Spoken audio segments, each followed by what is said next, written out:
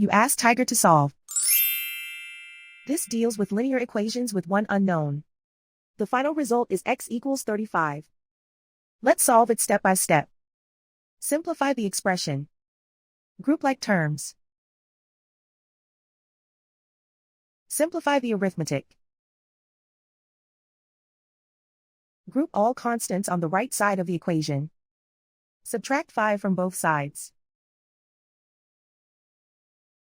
Simplify the arithmetic.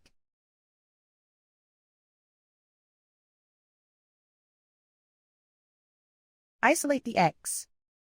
Divide both sides by 5. Simplify the fraction.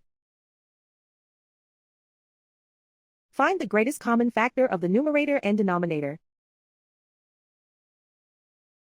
Factor out and cancel the greatest common factor. And so the final result is x equals 35.